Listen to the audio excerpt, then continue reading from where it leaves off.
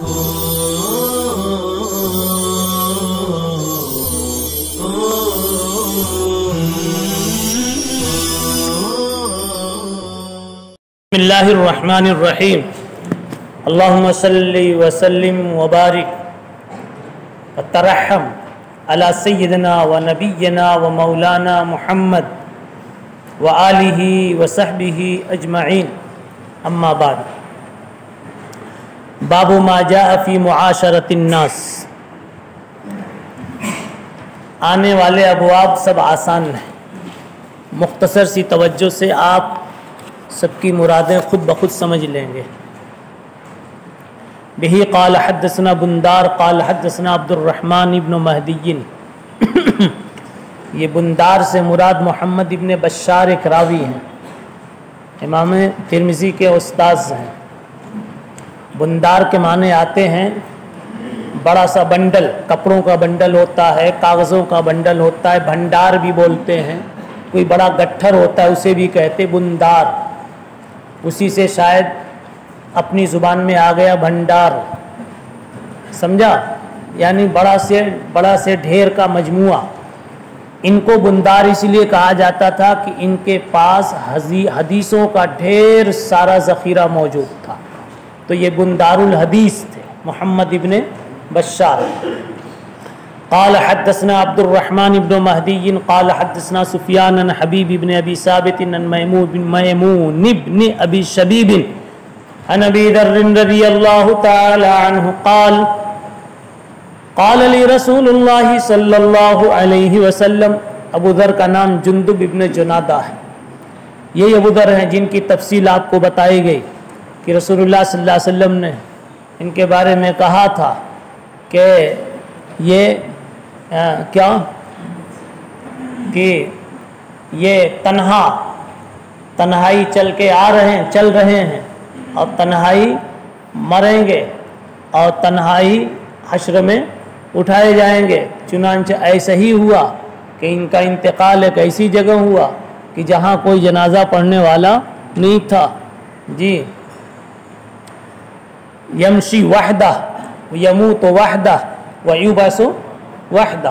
फिर अब्दुल्ला इब्न मसूद रज़ियल्लाहु ताला अन्हु उधर पहुँचे तो उन्होंने जनाजे की नमाज पढ़ाई। पहले तफसील से इनके अहवाल बतलाए जा चुके। क़ाल ली रसूलुल्लाह सल्लल्लाहु अलैहि वसल्लम। अल्लाह के नबी ने मुझसे फरमाया, इत्तक़िल्लाह हैसुमा कुन्त। बड़ी प्यारी और बड़ी छोटी हदीस है, असल में इतने प्यारे मुंह से आई है कि प्यारी ना हो तो फिर क्या हो, समझा? जी, ज़ुबान अतहर से आई है, ज़ुबान अक़दस से आई है। फरमाते हैं इत्तक़िल्लाह हैसुमा कुन्त। जहाँ कहीं रहो वहाँ तक़वे के साथ रहो, अल्लाह से डर कर रहो। तक़वा विक़ाया से बना हुआ। तक़वा का असली माना डरना नहीं है, असली माना बचना है। वक़ा यक़ी वक़िया ज़ैदुन शर्रन। ज़ैद फला शर से बचा लिया गया, बचाने का माना है। इत्तिक़ा के माने बचने के हैं, मुत्तक़ी के माने बचने वाला। किससे बचना? मुताल्लक़ के एतबार से बात में अमूम हो सकता। गुनाह से बचना, अल्लाह की नागवार चीज़ों से बचना, नामर्जियात से बचना, अपने को अजाब में डालने वाली चीज़ से बचना, जुल्म से बचना, अपने ऊपर जुल्म दूसरे पर जुल्म, बचना।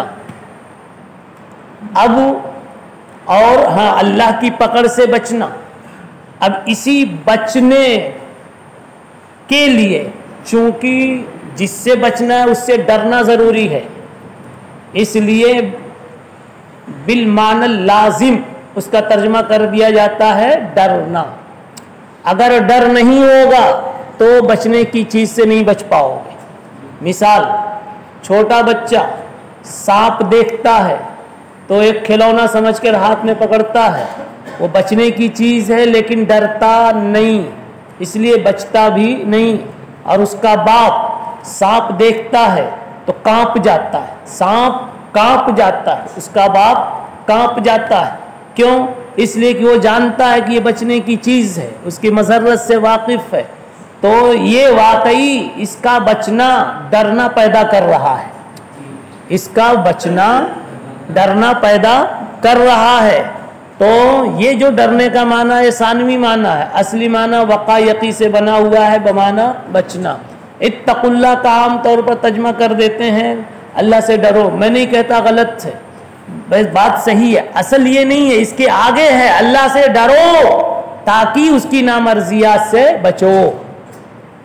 एक आदमी न भी डरे लेकिन नामर्जियात से बचा, यानी उसको बहुत कुछ तबीयत पर हैबत की कैफियत नहीं हुई, मगर इस्तिकामतन अक्लन वो जानता है कि मैं खुदा का बंदा हूं, तो मुझे डर कर बच कर रहना है, इसलिए वो बच कर रहता है। वो गलत नज़र नहीं डालता, गलत रोटी नहीं खाता, गलत जुबान नहीं चलाता, तो इसको भी मुत्तकी कहेंगे।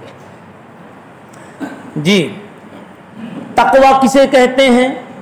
शरीयत में तकवा नाम है, शरीयत में तकवा बिल्कुल लुगत से करीब है। अल्लाह की हर नामर्जी शय से बचने का नाम तकवा है। वो कुफ्र है, उससे बचना भी तकवा है। वो शिरक है, उससे भी बचना तकवा है। बिदात है, उससे भी बचना तकवा है। सगायर और कबायर हैं, उससे भी बचना तकवा है। मकरूहात हैं, उससे भी बचना तकवा है। सूए अदब हैं, मसावी हैं, उनसे भी बचना तकवा है। मुबाहाते मफजूला का इन्हिमाक, यानी जो चीज़ें मुबाह हैं उनमें बहुत ज़्यादा मुनहमिक रहना, मसलन अच्छा पका के खाना मुबाह है लेकिन उसमें बहुत दिलचस्पी लेते रहना, ये खुद एक मुस्तकिल, इससे बचना ये भी क्या है? तकवा है। तो तकवे के दर्जात इस तरह तो बहुत सारे हो जाएंगे। असल एक चीज कह लीजिए, क्या? अल्लाह की नामर्जियात से बचना। दूसरे अल्फाज में कह दूं, सूफियों की ताबीर में, मेरे महबूब की नाराजगी से बचना। मेरा महबूब रूठ न जावे, इसलिए कि महबूब ही रूठ गया तो सारा आलम संसान हो गया। हमने फानी डूबते देखी है नब्ज़े कायनात, जब मिजाजे यार कुछ बरहम नजर आया मुझे।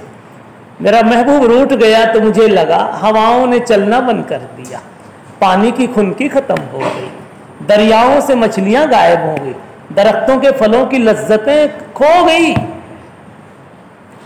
सब कुछ गुम। क्यों? दिल ही उजाड़ हो गया। दिल गुलिस्ता था तो हर शय से टपकती थी बहार, दिल बयाबा हो गया, आलम बयाबा हो गया। एक मर्तबा हजरत उमर इब्न खत्ताब रज़ी अल्लाह ताला अन्हु ने पूछा उबई इब्न काब से, तकवा क्या चीज है? तो हजरत उबई इब्न काब ने कहा, हजरत आप कभी ऐसे रास्ते से गुजरे हैं, आप कभी ऐसे रास्ते से गुजरे हैं जिस रास्ते में दोनों तरफ कांटे हों, झाड़ियां हों? कहाँ गुजरना हुआ? कहा कैसे गुजरे थे? कहा अपने दामन को इधर से भी बचा बचा के गुजरा था। तो उबई इब्न काब ने कहा, इसी तरह से जिंदगी गुजार लेने का नाम कि एक तरफ नफ्स की ख्वाहिशात के कांटे हैं, दूसरी तरफ शैतान के हमलों के कांटे हैं, और दोनों से अपने दामन को बचाकर, अपनी जिंदगी को बचाकर जी कर अल्लाह के पास साफ सुथरा पहुंच जाने का नाम तकवा है। ये उबई इब्न काब ने समझाया। जी, अब यहां कह रहे हैं इत्तक़िल्लाह हैसुमा कुंत व अत्बिइस सय्यअतल हसनत तमहुहा।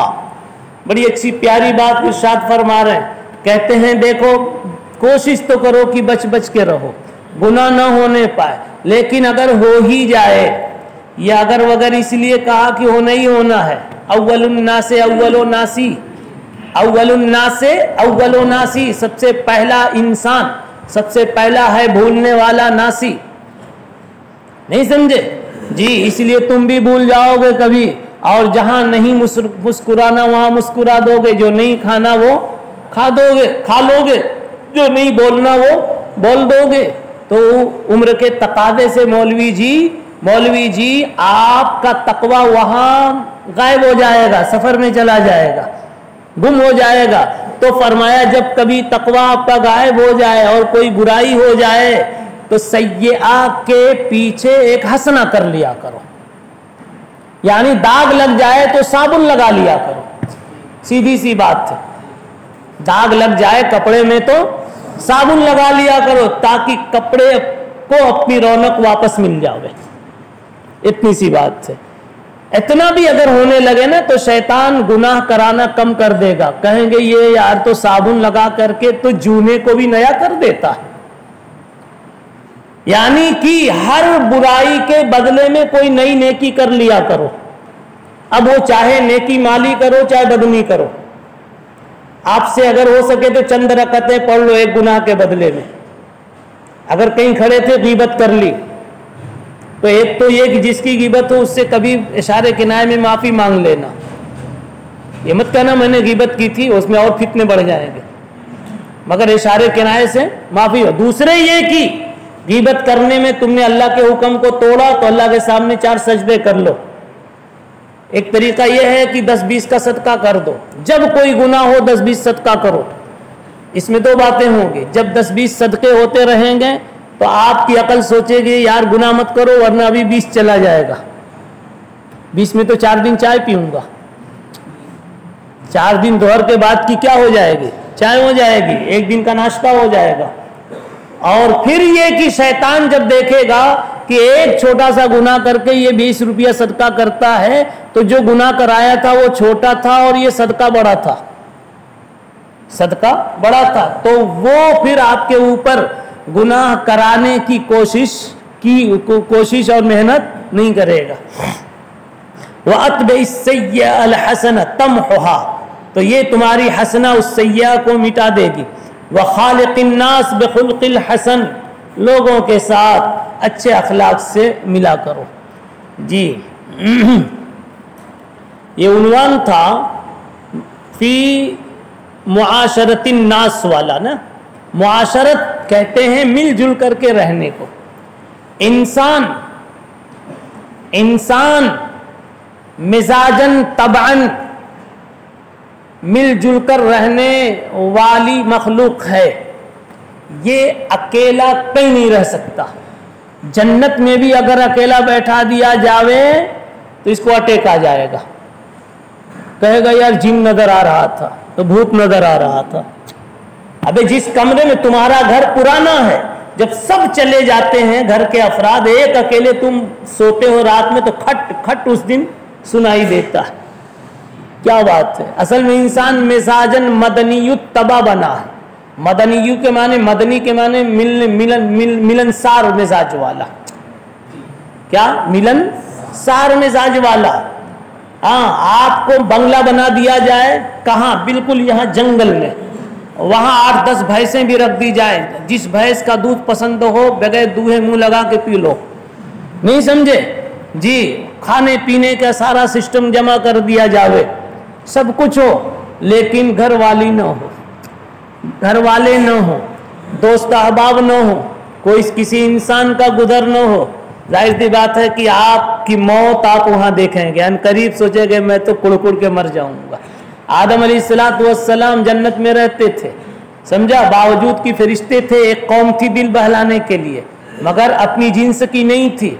तो आदम अलैहिस्सलाम बिल्कुल ठंडे ठंडे रहते थे, फीके फीके, दाल है मगर नमक नहीं है, नहीं समझे, दाल है मगर नमक नहीं है, फीके फीके। तो अल्लाह ताला ने कहा आदम क्या बात है, फीके दिख रहे हो।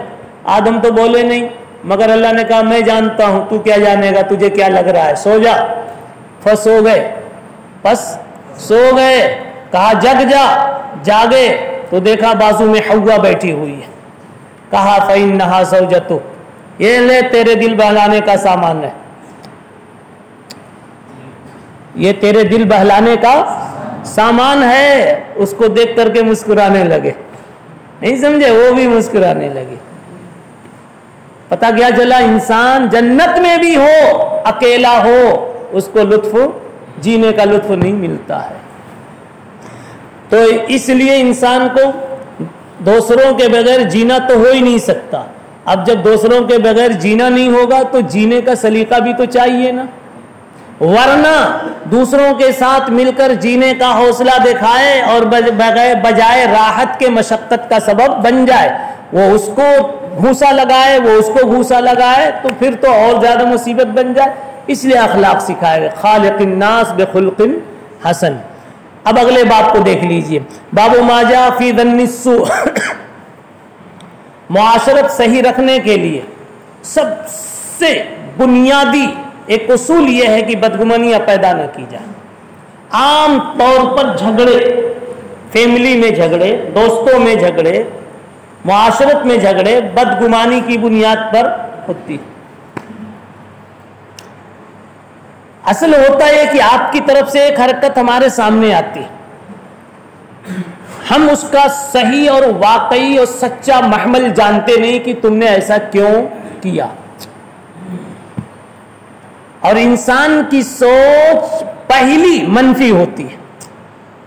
اگر وہ کہیں کسی شیخ کے ہاں اپنی ریاضت مجاہدہ کر کے فکر سدھار لیے ہوتا ہے تب تو قابو میں آتا ہے، مگر اس کی بھی پہلی سوچ منفی ہوتی ہے، مگر وہ قابو پھر کر لیتا ہے بہت جلد، کسی اقدام سے پہلے، کسی شور سے پہلے۔ تو پہلا اقدام اور پہلی سوچ اس کی کیا ہوتی؟ منفی۔ یار یہ مجھے دیکھ کے کیوں مسکرایا، نہیں سمجھے، اور اتنا بڑا پروگرام شادی کا کیا، مجھے کیوں بھلا دیا؟ تو پہلے منفی سوچ ہوگی، اس کے دل میں پہلے سے نفاق تھا، تو ایسا تھا ویسا تھا۔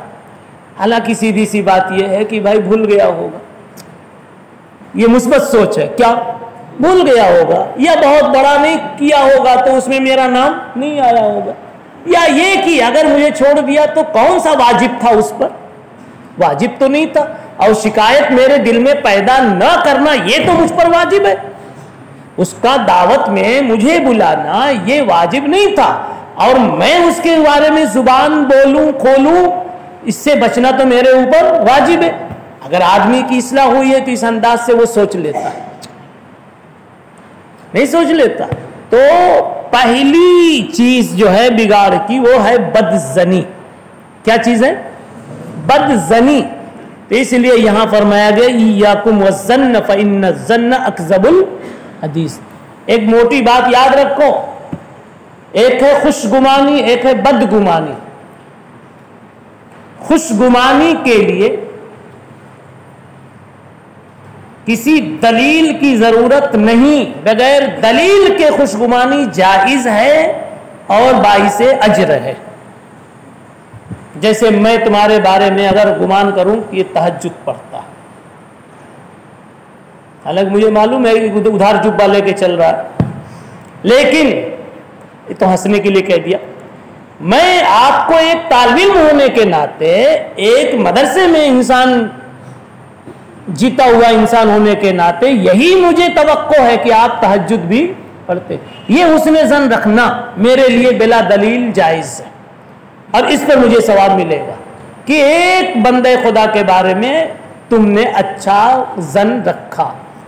اچھا، لیکن اسی کو پلٹ دوں، تمہارے بارے میں مجھے یہ بدگمانی ہوگی تو ظہر بھی نہیں پڑھتا، ظہر بھی نہیں پڑھتا ہے، تو گو کہ تو نہیں پڑھتا، حقیقت میں بھی نہیں پڑھتا، مگر میرے پاس دلیل نہیں ہے، کہتے وقت میں میرے پاس کوئی دلیل نہیں، اس لیے بولنا میرے لیے جائز نہیں تھا۔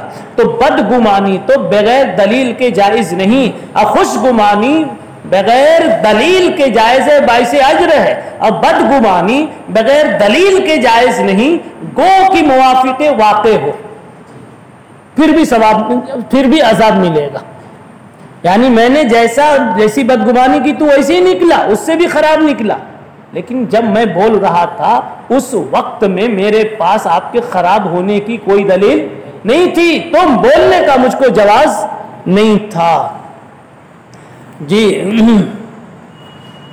اسی کو یا کہا ہے فإن الظن أكذب الحديث هذا حديث حسن صحیح۔ وسمعت عبد بن حمید يذكر عن بعض اصحاب سفیان قال سفیان الظن ظنان۔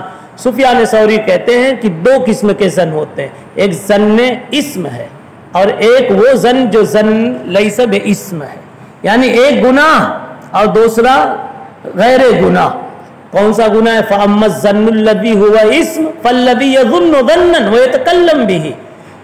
جو گمان آیا دل میں، آپ کے بارے میں کچھ خیال مجھے منفی آیا اور میں بول پڑا، صرف آیا تک نہیں، بول پڑا، اظہار کر دیا، اب گناہ ہو گیا. اور صرف آیا اور اندر میں بچا بچا کے دبا دبا کے رکھا تو یہ گناہ نہیں ہوا. جی اسی لیے حضرت تھانوی رحمۃ اللہ علیہ بکثرت کہتے تھے بھائی کوئی منفی خیال آتا ہے تو خیال کو جھٹکو، ایک کام تو یہ کرو، خیال کو رفع کرو، کوشش کرو. از خود آ جانا یہ کوئی گرفت کی چیز نہیں ہے. ہاں اب اس کو نہیں جھٹکتے، اس کی پرورش کرتے ہو، اب گرفت کی چیز ہو سکتی ہے. نمبر 2، اس کے مقتضا پر جب تک عمل نہیں کیا تب تک گناہ نہیں بنا. مقتضا کا پر عمل یہ ہے کہ آپ اس کے مطابق اس کے ساتھ معاملہ شروع کر دو یا ویسا کچھ بولنا شروع کر دو. اسی کو یہاں پہ پہلی عبارت میں یہ کہا. وہ اور دوسرا ظن لیس باسم واما الظن الذی لیس باسم فالذی یظن ولا یتکلم. وہ ظن ہے جس کو وہ محسوس کر رہا ہے لیکن بولتا نہیں ہے، تو یہ گناہ نہیں ہے.